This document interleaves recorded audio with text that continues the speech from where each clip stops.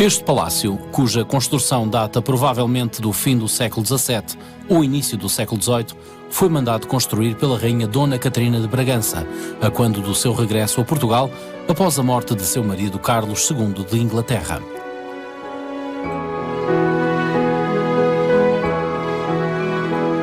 Porque Dona Catarina mandou construir um palácio para as suas aias, não se sabe. Todavia, é de supor que, tendo vivido 30 anos em Inglaterra, quando retorna a Portugal, se tenha feito acompanhar das azafatas inglesas, que por certo seriam de sua confiança. E talvez para as tentar proteger, numa corte a que seriam estranhas, naturalmente por terem hábitos diferentes, as hospedou fora do paço.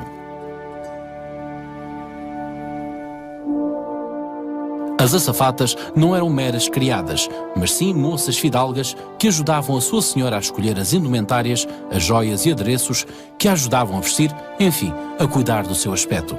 Seriam, além de tudo, as confidentes e a companhia amiga de todas as horas. O Palácio das Azafatas da Rainha encontra-se próximo daquela que foi a residência oficial da Rainha Viúva, o Palácio da Bem-Posta, também conhecido pelo Paço da Rainha, havendo vestígios de um túnel que ligava os dois edifícios.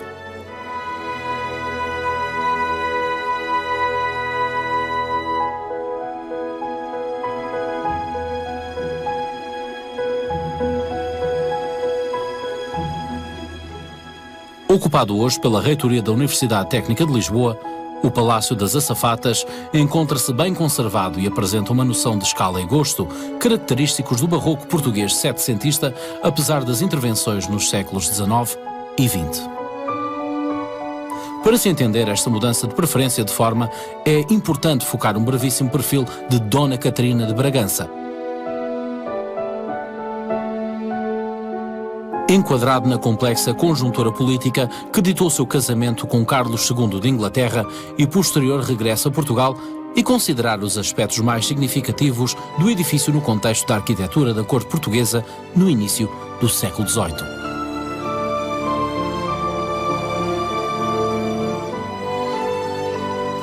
De esmerada educação e sofisticado temperamento, apesar de não ser muito popular em Inglaterra por ser católica, deixou a sua marca naquele país, introduzindo o uso dos talheres e do tabaco, da exótica geleia de laranja e do hábito de beber chá, ainda hoje conhecido pelo 5 o'clock tea.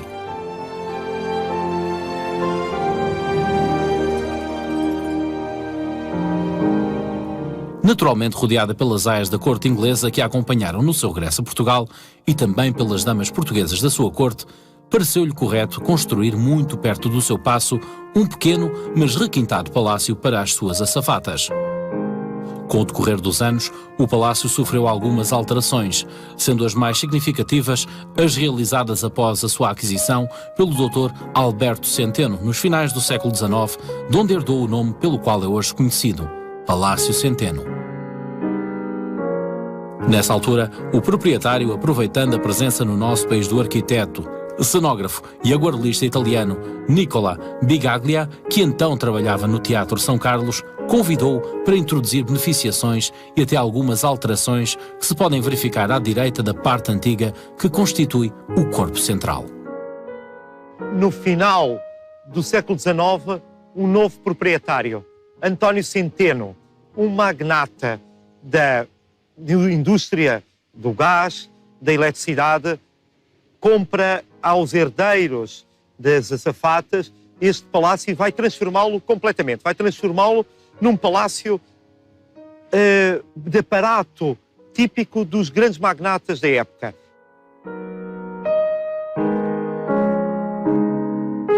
Este projeto incluiu a construção da capela, hoje o Departamento de Documentação da Reitoria da Universidade Técnica de Lisboa.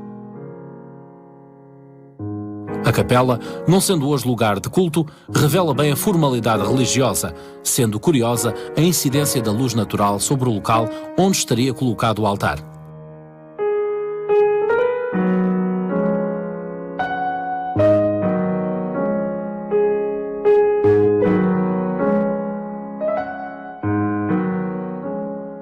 A galeria, de acesso privado, seria privilégio das damas da corte, quando em dias festivos, e como era da tradição na época, a capela seria aberta ao público. Nem era natural, naquela época, que os grandes magnatas tivessem casas de representação e não havia melhor em Lisboa para transformar um palácio envelhecido, naturalmente, com condições não apropriadas às condições de conforto necessárias já no século XIX. Não haveria, com certeza, melhor personagem em Lisboa do que Nicola Bigalha. Nicola Bigalha vai acrescentar pouco em termos arquitetónicos ao velho palácio. Vai apenas construir à larga direita, do lado direito, uma capela que estará pronta em 1902, uma capela em gosto romano-bizantino, mas com decorações interiores muito elegantes, com bonitos desenhos e frescos com referências românicas. Mas para todo o resto do palácio, Bigalha também fará decorações. Os elementos arquitetónicos da fachada exterior do palácio são de expressão marcadamente seiscentista, aliás, tal como o Paço da Rainha.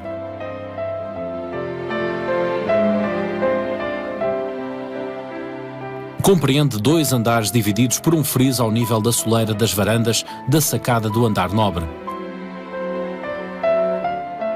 Com a frontaria simétrica em relação ao seu eixo formado pelo portal e pela varanda a este sobreposta, está ladeada por volutas estriadas interiormente e apoiadas em pilastras cortadas por salientes blocos.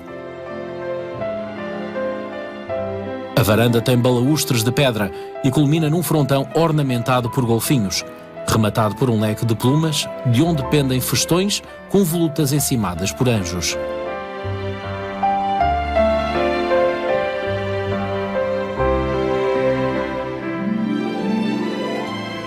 Três janelas em ambos os andares são distribuídas em simetria para os 2 lados do eixo central da construção, sendo as sacadas do andar nobre defendidas por graciosas grades de ferro com interessante desenho e coroadas por uma dupla cornija, muito ao gosto seiscentista.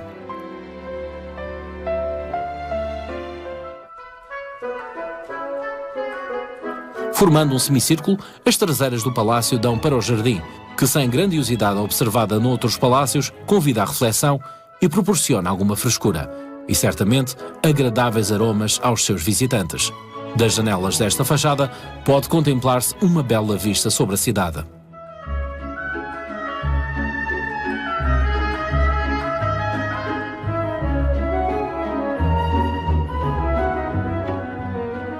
O átrio de entrada exibe um silhar ornamental de 8 azulejos de altura, do tipo taças floridas.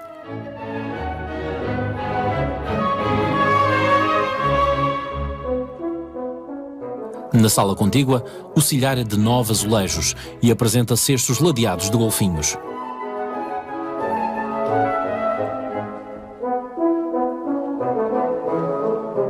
Um arco polilobado dá acesso à escadaria de honra. Notável este silhar recortado que apresenta figuras de anjos e alegorias mitológicas inseridas em medalhões.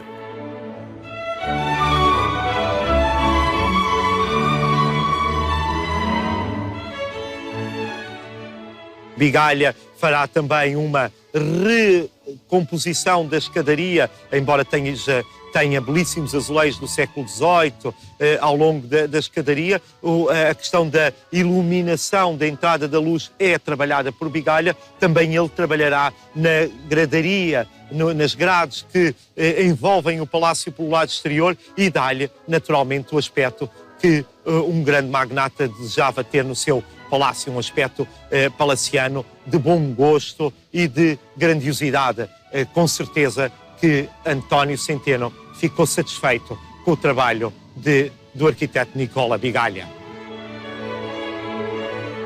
Este piso é constituído por uma série de grandes salões e quartos interiores. Os salões são revestidos a azulejos do século XVIII, executados numa fábrica de Lisboa, ali ao Rato, entre 1720 e 1730, sendo considerados como exemplares do maior interesse na história da azulejaria portuguesa.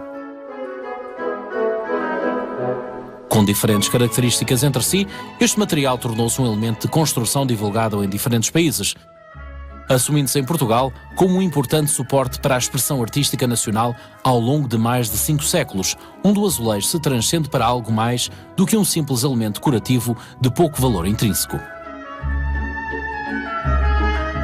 Nele se reflete, além da luz, o repertório do imaginário português, a sua preferência pela descrição realista e a sua atração pelo intercâmbio cultural. De forte sentido cenográfico, descritivo e monumental, o azulejo é considerado como uma das produções mais originais da cultura portuguesa, onde se dá a conhecer como num extenso livro ilustrado de grande riqueza cromática, não só a história, mas também a mentalidade e o gosto de cada época.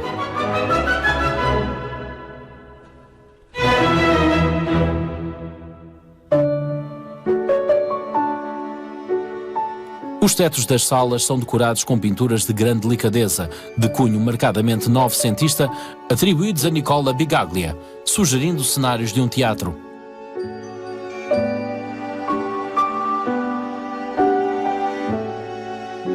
As pinturas, sem parecer austeras, mas também não sendo demasiado festivas, revelam a necessidade de uma companhia espiritual.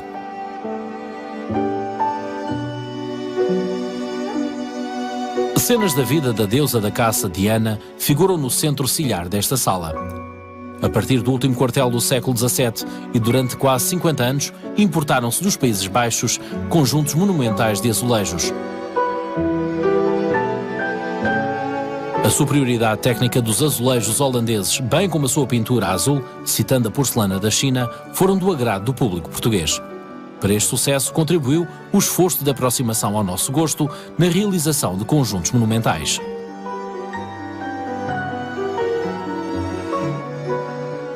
Estas importações obrigaram à reação das oficinas nacionais, que chamam a si pintores com formação na pintura académica, respondendo assim a uma clientela agora mais exigente.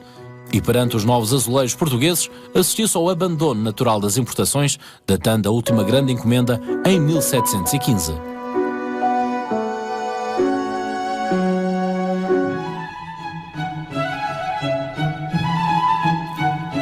Outro alto ciliar decorativo envolve as paredes deste espaço, onde se destaca um grande painel com uma fonte ladeada por cenas de caça ao leão e ao tigre.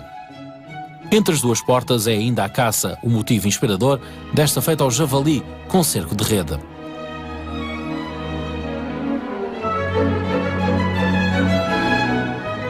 Outra cena de caça ao veado e também ao javali decora outra parede.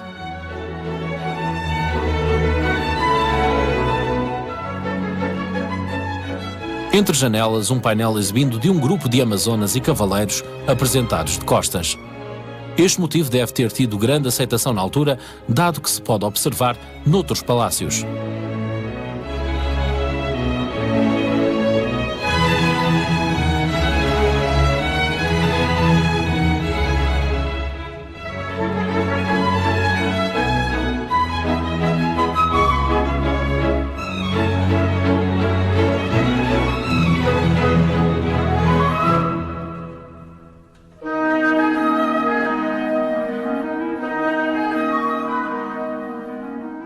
O magnífico ciliar de 12 azulejos de altura envolve todo o salão, sendo que na parede maior o seu comprimento é de 72 azulejos. A composição é centrada por uma fonte arquitetónica contemplada por um jovem casal, ostentando ela um curioso tocado.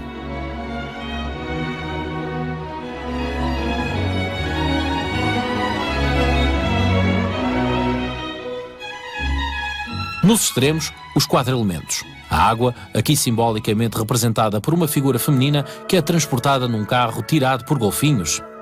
A terra, onde outra figura coroada com um castelo num carro puxado por dragões e que parece ser feito de pedras.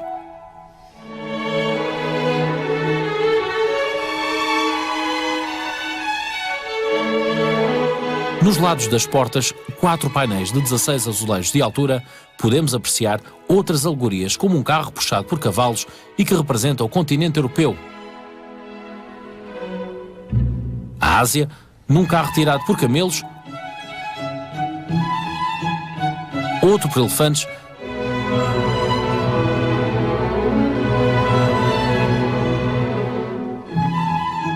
que pretende simbolizar a África, e finalmente um outro carro puxado por leões a América.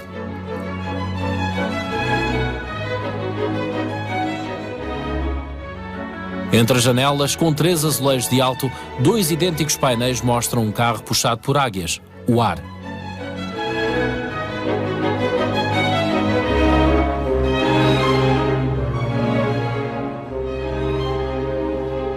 E vulcano, que simboliza o fogo. Este conjunto notável pretende representar os 4 elementos e os 4 cantos do mundo.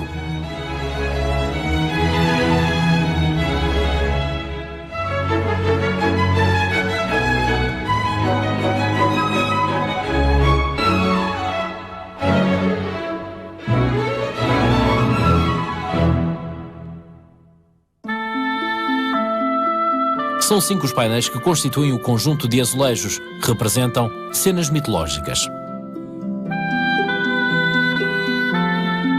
Diana, surpreendida ao banhar-se por Acteon, transforma o enviado.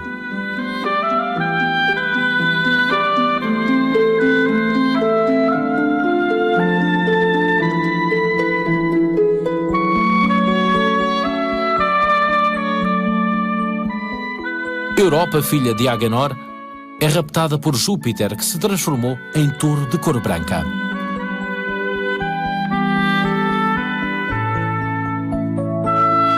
O deus Pan, que ao perseguir uma ninfa nas margens do rio Ladon, escuta o som do vento nos canaviais, o que o inspira a criar a flauta com o seu nome.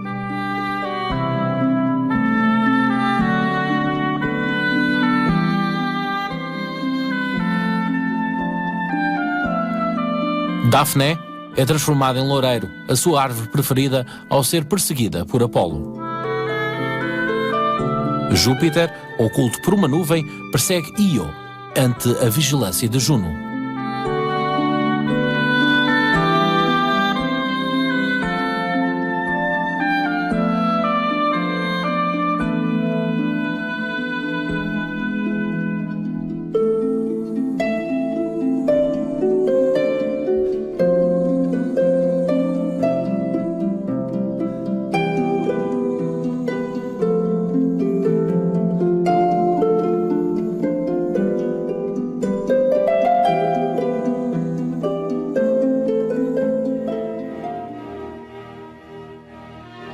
Cenas de merenda ao ar livre dão motivo do cilhar que se encontra nesta sala. Este conjunto é particularmente notável pela riquíssima indumentária usada pelas damas aqui representadas.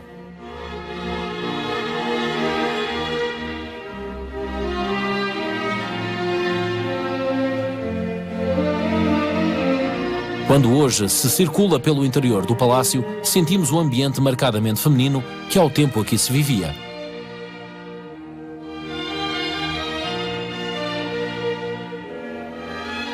Nos seus espaços, é sobretudo pela suave beleza dos azulejos, multiplicando cenas tranquilas e simples, que o visitante se sente acompanhado num aconchego tão feito ao gosto de outrora.